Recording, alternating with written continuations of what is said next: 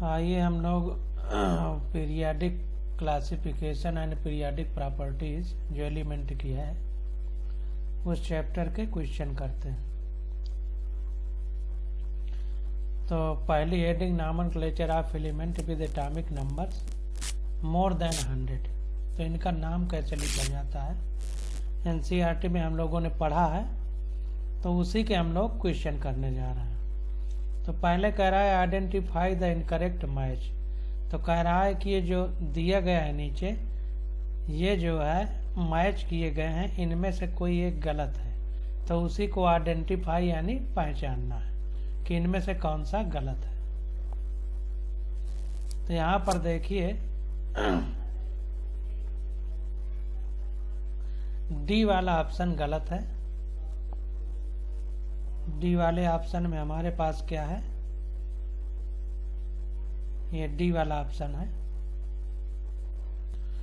तो डी के साथ 4 की मैचिंग गलत है, मतलब अनन्यूनियम डर्मस्टैटियम के साथ जो है गलत मैच किया गया है। तो अनन्यूनियम डर्मस्टैटियम के साथ गलत मैच किया गया है, बाकी मैचिंग सही है। तो इसको हम लोग आंसर में देख लेते हैं। तो यहाँ पर देखिए अनिल ट्राइयम, इसका लॉरेंसियम, तो बी का सेकंड सही है। और अनिल हेक्सियम, सीबोर्गियम, सी का थर्ड, ये भी सही है। और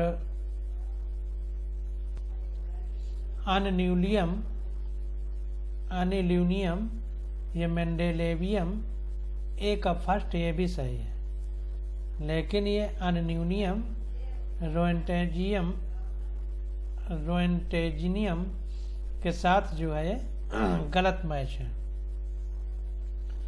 तो फर्स्ट का डी हमारा गलत है, बाकी ये सब मैचिंग जो है सही है।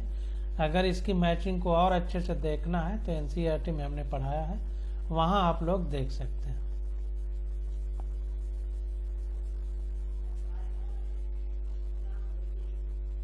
Electronic configuration of elements and the periodic table. अब इलेक्ट्रॉनिक कॉन्फ़िगरेशन पर ये क्वेश्चन दिए गए हैं।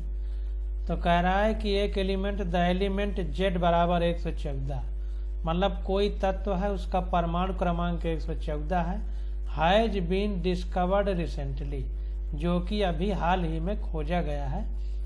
It will belong to which of the following family group and electronic configuration. तो कह रहा है ये परमाणु क्रमांक 114 वाला जो अभी वर्तमान में ही खोजा गया है, तो किस फैमिली, किस वर्ग और इसका परमाणु इलेक्ट्रॉनिक विन्यास क्या है, ये चीजें हमको बताना है। तो यहाँ पर देखिए इसको लिखा गया है कि the electronic configuration of element with Z बराबर 114। तो ये कौन सा तत्व है, फ्लेरोवियम इसका नाम है। और इसका जब हम इलेक्ट्रॉनिक कॉन्फ़िगरेशन लिखेंगे तो हमने बताया था कि 1s2s2 p3s3 p4 s3 d4 p5 s4 d5 p6 s4 f5 d6 p7s। तो ऐसे लिखना है, फिर उसके बाद जो है उसमें इलेक्ट्रॉनों को भरना है। यस में 2, पी में 6, डी में 10 और एफ में 14, इस तरह इलेक्ट्रॉन भरेंगे। तो यहाँ पर देखिए पीछे का पूरा काट करके जितना भी इलेक्ट्रॉनों की संख्या है तो वहाँ पे रेडान लिख दिया है, बाकी आगे का इसने लिख दिया है। आप लोग जब लिखेंगे 1s2s2 p3s3 p4s तो उसमें ये आ जाएगा। तो ऊर्जा के बढ़ते हुए क्रम में जब हम लोग लिखेंगे तो रेडान तक जितनी भी इलेक्ट्रॉनों की संख्या, रेडान की जो परमाणु क्रमांक है वहां तक काट के रेडान लिख देंगे।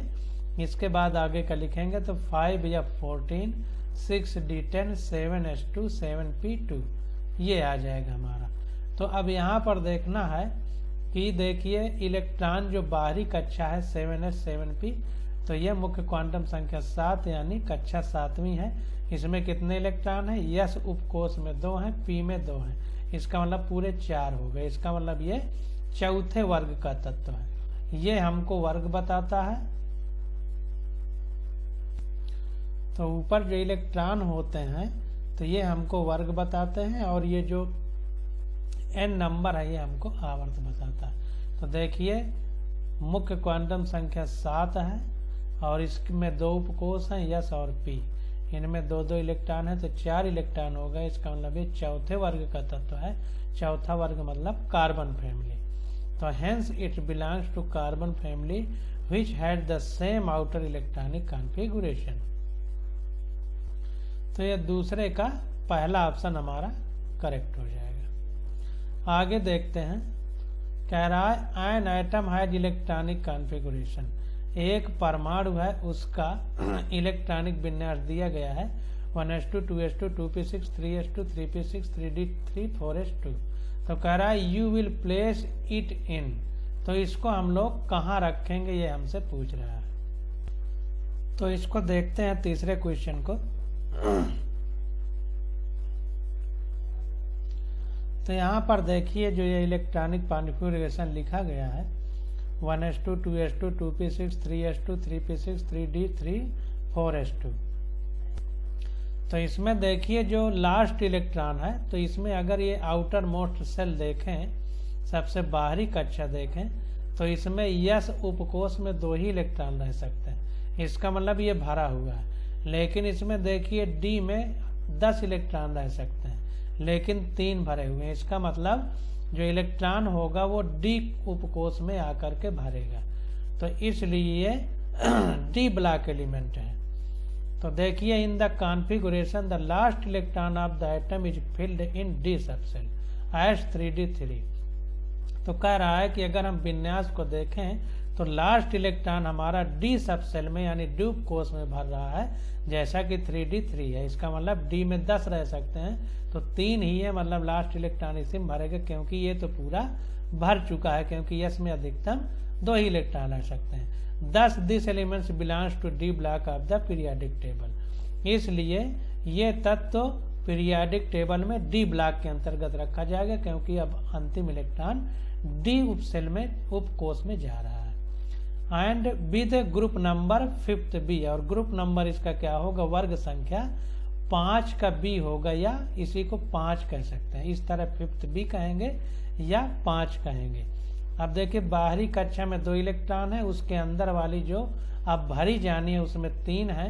तो चूंकि अब इसको भरी जानी है इसलिए दोनों को लेंगे, तो 3 2 5 इलेक्ट्रॉन है, और ये इलेक्ट्रॉन ही हमारी वर्ग संख्या बताते हैं, इसलिए वर्ग संख्या 5 हो जाएगी।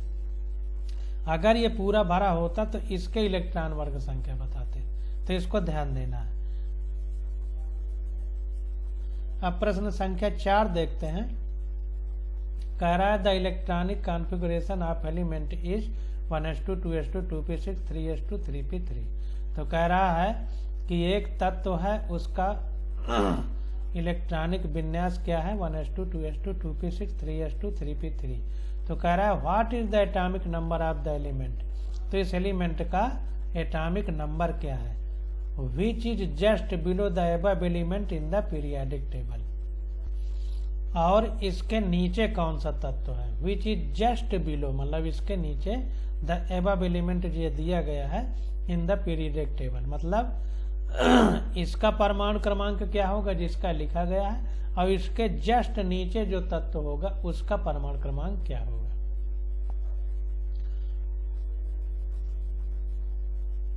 तो यहां पर देखिए atomic number of the given element is 15 and it belongs to group 15। तो पहले क्वेश्चन को देखते हैं फिर समझ लेंगे। तो यहाँ पर देखिए जो है ये हमारी तीसरी कक्षा है, ध्यान से समझिए, ये तीसरी कक्षा है। तीसरी कक्षा में 3-3 दोनों में, मतलब तीसरी कक्षा है। ये यस उपकोष है, ये पी उपकोष है। तो इलेक्ट्रॉन यस उपकोष और पी उपकोष में भर रहे हैं। पी उपकोष भरा अधूरा है, भरा नहीं है, क्योंकि 6 इलेक्ट्रॉन रहेंगे, तो इसका मतलब पी ब्लॉक एलिमेंट है। और अगर इसमें जो है इसका ग्रुप नंबर अगर हमको निकालना हो तो जितने भरे हुए होते थे उसमें लास्ट इलेक्ट्रॉन मतलब 10 प्लस करके जो है हम लोग ग्रुप निकालते थे। तो 10 प्लस 5 इलेक्ट्रॉन है तो 15 हो जाएगा, तो ग्रुप नंबर इसका 15 होगा। पीछे हम लोग इसको निकाल चुके हैं कई बार जब क्वेश्चन कर रहे थे, इसी तरह हमको निकालना है।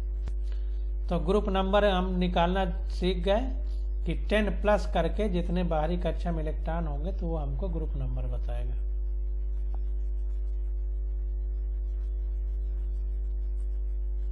तो यहाँ पर देखिए ग्रुप नंबर हमारा 15 हो जाएगा। Therefore atomic number of the element below the above element. अब देखिए, अब therefore atomic number of the element below the above element. अब 15 इसका 15 इलेक्ट्रॉन है तो यही इसका परमाणु क्रमांक हो जाएगा, क्योंकि उदासीन जो अणु है, परमाणु है, उसमें प्रोटॉनों की संख्या बराबर इलेक्ट्रॉनों की संख्या होती है और परमाणु क्रमांक प्रोटॉनों की संख्या के बराबर होता है। और अगर उदासीन परमाणु है तो वही इलेक्ट्रॉनों की संख्या होती है।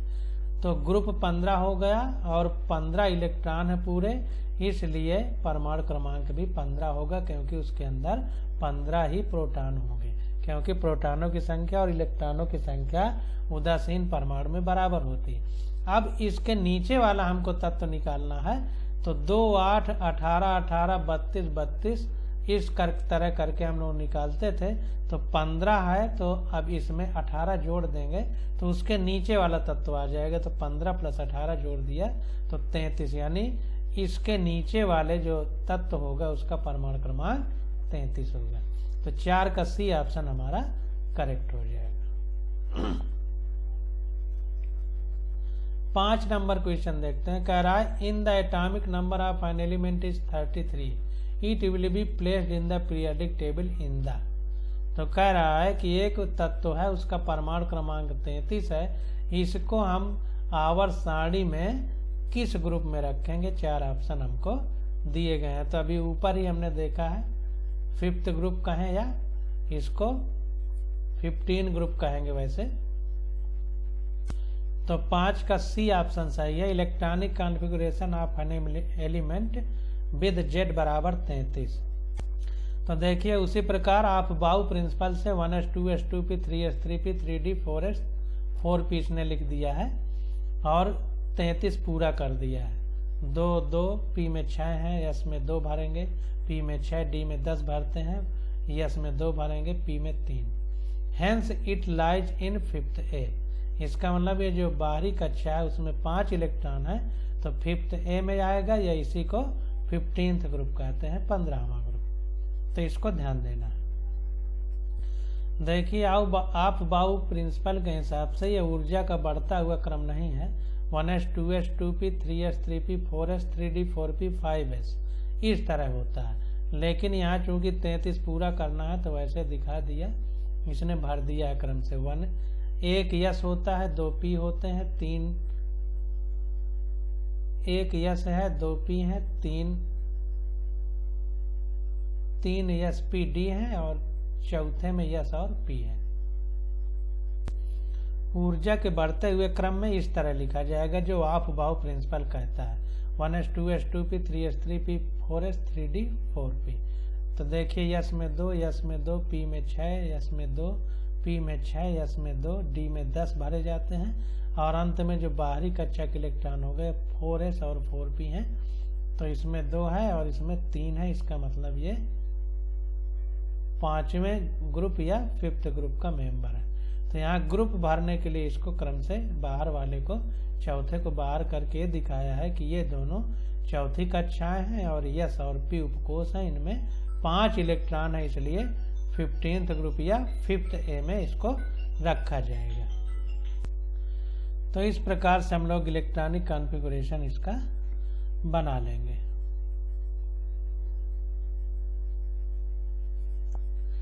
अब प्रश्न संख्या 6 देखते हैं।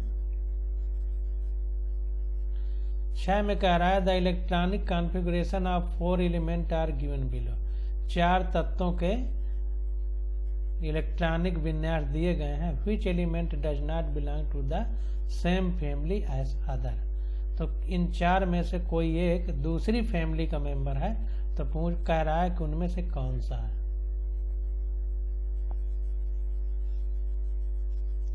तो यहाँ पर देखिए, इसको पहले देख लेते हैं।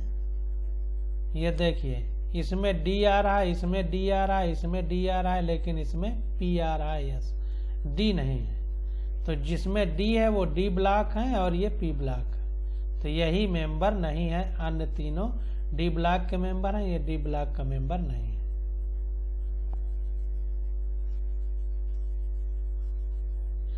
तो देखिए element A, B and D belongs to the same group, hence each one of them have 2 electron in valence shell. In contrast, element C has 7 electron in the valence shell and hence it is light in other group. तो ये कह रहा है कि A, B और D हैं वो same group में हैं। उसका कारण यह है कि each one of them has 2 electron in the valence shell, प्रत्येक जो है अपनी संयोजी कोष में 2 इलेक्ट्रॉन रख रहा है। संयोजी कोष में 2 इलेक्ट्रॉन है। देखिए ए बी डी में सब में संयोजी कोष में 2 इलेक्ट्रॉन है, लेकिन इसमें 5 हैं। तो इसलिए यह जो है दूसरी फैमिली से बिलोंग करेगा।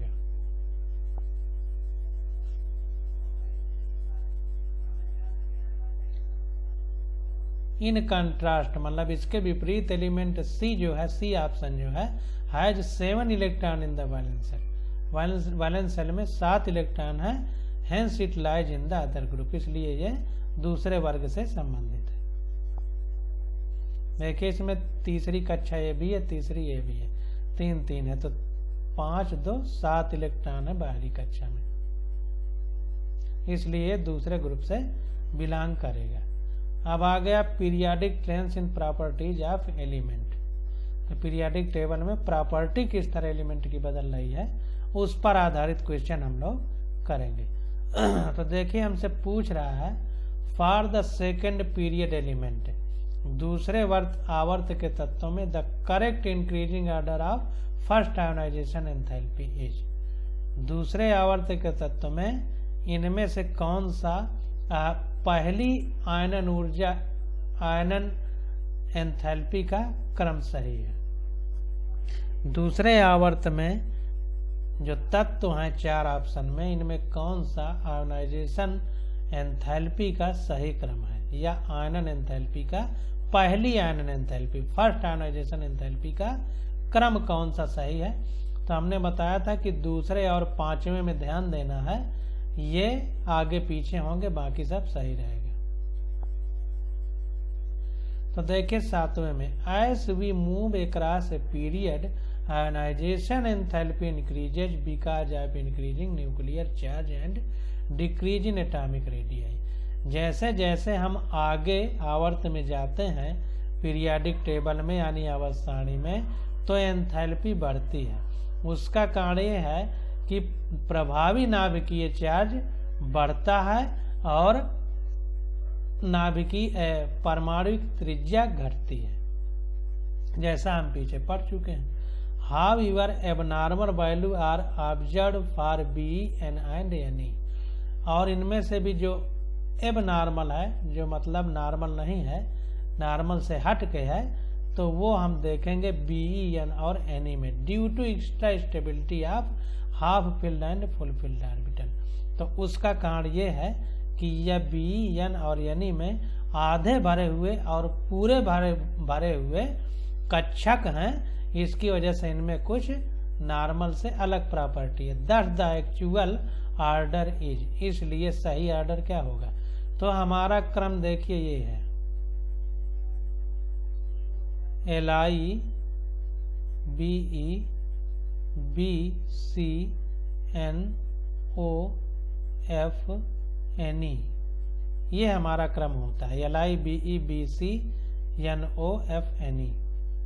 ये देखिए 1 नंबर है, ये दूसरा, तीसरा वर्ग है, चौथा वर्ग है, 5वां वर्ग है, 6वां है, 7वां है, 8वां है। तो हमने बताया था कि दूसरे और 5वें में सावधान रहना। तो दूसरे में देखिए दूसरा वाला तीसरे के बाद आ गया, ये दूसरा बी है, ये दूसरा है, ये तीसरा है, तो तीसरा वाला दूसरे के पहले आ गया। और ये देखिए यन है 5वां, ओ है 6वां, तो ओ देखिए यन के पहले आ गया। तो हमने बताया था कि दूसरे और 5वें में ध्यान देना।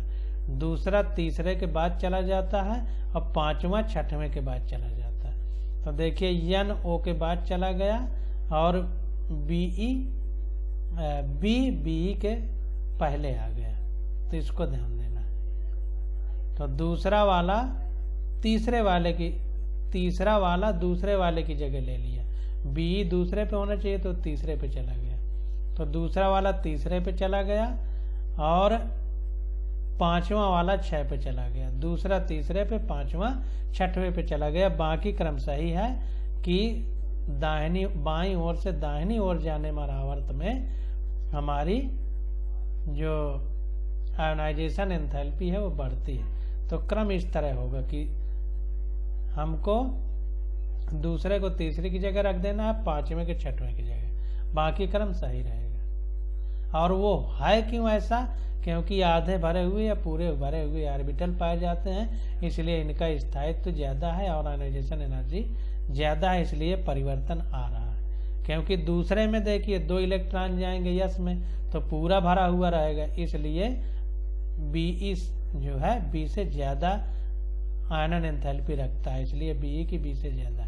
इसी प्रकार देखिए पांचवें में जब आ जाते हैं तो अब D में 5 जाएंगे, तो D में जब 5 जाएंगे तो आधे भरे हुए होंगे, तो पांचवा देखिए आधा भरा हुआ होने की वजह से ज्यादा स्थायी है, तो ज्यादा आयोनाइजेशन एंथैल्पी, इसलिए यानी कि ज्यादा है O से। तो ये बहुत इंपॉर्टेंट है और हर बार एग्जाम में पूछा जाता है, तो इसको ध्यान देना है। 8वां नंबर क्वेश्चन देखते हैं।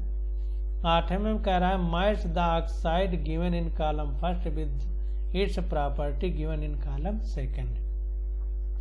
तो ये ऑक्साइड हमको दिए गए हैं और ये 4 ऑप्शन दिए गए हैं हमको ABCD करके।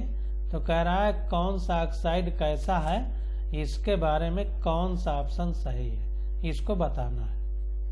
तो 8वां का D ऑप्शन हमारा सही है। Na2O हमारा बेसिक ऑक्साइड है, Al2O3 हमारा एम्फोटेरिक ऑक्साइड है, N2O हमारा नेचुरल ऑक्साइड है, Cl2O7 हमारा एसिडिक ऑक्साइड है। अब देखिए इसको समझेंगे कैसे। इसको समझेंगे इस तरीके से कि ऑक्सीजन देखिए सब में कॉमन है, सब में ऑक्सीजन है। देखिए केवल ये पहला वाला बदल रहा है तत्व, पहला वाला तत्व बदल रहा है। तो पहला वाला क्षारीय धातु है, देखिए हलीना के रब कब्र से फरार, तो यानी पहले में आता है, तो पहले क्षारीय है इसलिए ये बेसिक ऑक्साइड है, क्षारीय है। अब जो बीच में आएगा, जो लास्ट में आएगा, पहले जो आएगा वो क्षारीय होगा, बाद वाला अम्लीय होगा, बीच वाला उभयधर्मी होगा, यानी अम्लीय और क्षारीय दोनों के गुण रखेगा। तो देखिए यहाँ पर ये पहले में है इसलिए क्षारीय है, और Cl हाइड्रोजन है 7वें में है, 8 के थोड़ा सा पहले है, इसलिए ये अम्लीय है, एसिडिक ऑक्साइड। अब देखिए ये बीच में है, ये एकदम बीच में है, ये 5वें में है N, और ये O 6वें में है, तो एकदम अगल बगल है, इसलिए उदासीन है, न्यूट्रल है। और यहाँ पर देखिए Al तीसरे में है और O 6वें में है, दूरी लगभग बराबर है, 3 और 6। इधर से जाएंगे तो बराबर पड़ेगा, पहले तरफ से जाएंगे तो बराबर पड़ेगा, इसलिए ये क्षारीय और अम्लीय दोनों के गुण रखता है, इसलिए इसको एम्फोटेरिक कहते हैं, यानी उभयधर्मी। उभयधर्मी का मतलब अम्लीय और क्षारीय दोनों के गुण रखेगा। अब 9वां देखते हैं। अब इसमें जो भी सही हो अपना मैच कर लीजिएगा। अब 9वां देखते हैं। Which of the following oxide is most acidic in nature? इनमें से कौन सा सबसे ज्यादा अम्लीय है प्रकृति में, ये हमसे पूछा जा रहा है।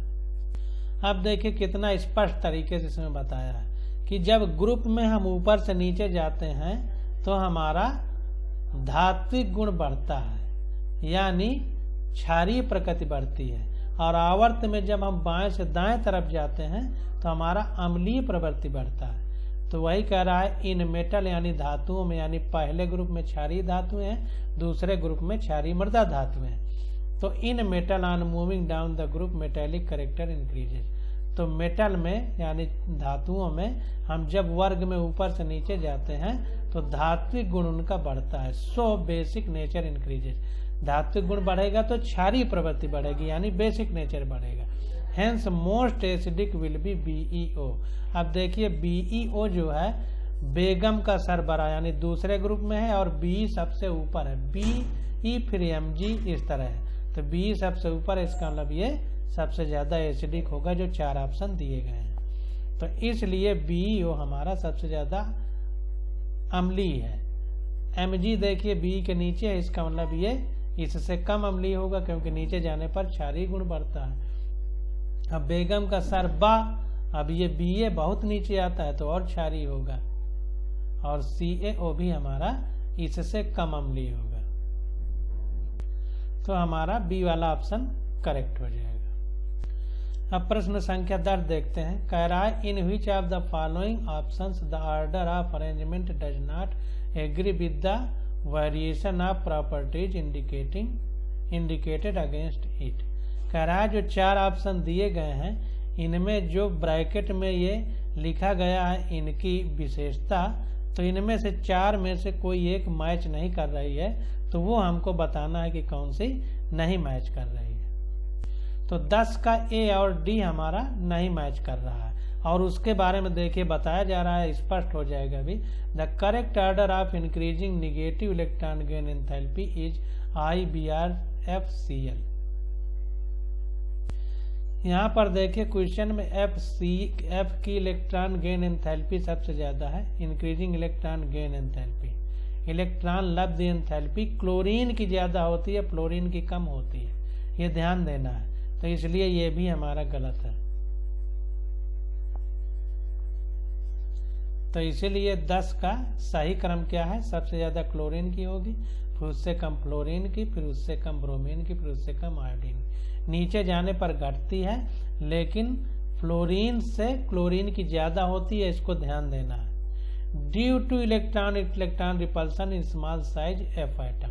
उसका कारण ये है कि इलेक्ट्रॉन केवल 9 इलेक्ट्रॉन पाए जाते हैं क्लोरीन में, इसमें 17 हैं, तो इलेक्ट्रॉन जो 9 है ये बहुत पास में होते हैं क्योंकि इनका आकार बहुत छोटा होता है फ्लोरीन का, तो इलेक्ट्रॉन के बीच प्रतिकर्षण होगा, इसके कारण इसकी बाहर से अब इलेक्ट्रॉन लेने की क्षमता कम होती है क्लोरीन की तुलना में, क्योंकि इलेक्ट्रॉन प्रतिकर्षण करेगा उसको आने वाले इलेक्ट्रॉन को, इसलिए क्लोरीन की इलेक्ट्रॉन गेन एंथैल्पी यानी इलेक्ट्रॉन लब्धि एंथैल्पी फ्लोरीन से ज्यादा होती है, और नीचे जाने पे घटती है, तो अब क्रम से घटती जा रही है कि सबसे कम आयोडीन की है, फिर उससे ज्यादा ब्रोमीन की, क्योंकि आयोडीन से ऊपर ब्रोमीन है, लेकिन क्लोरीन की ज्यादा होती है फ्लोरीन से, इसको ध्यान देना।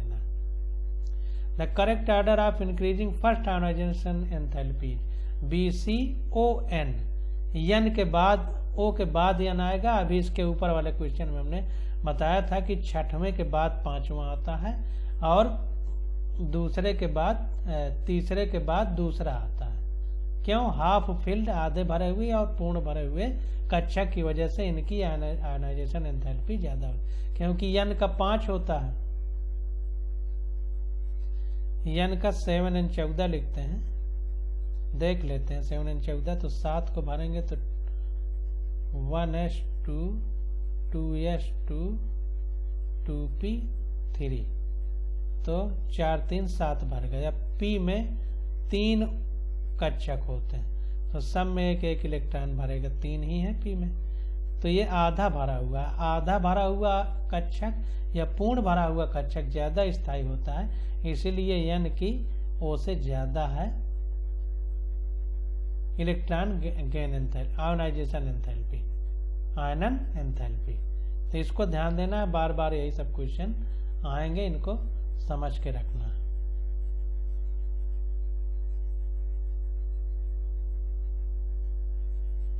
इसमें देखिए लिखा है due to extra stability of half filled orbital in N atom, क्योंकि एक्स्ट्रा मतलब ज्यादा स्थायित्व होता है एन एटम का, क्योंकि उसमें आधे भरे हुए ऑर्बिटल माने कक्षक होते हैं।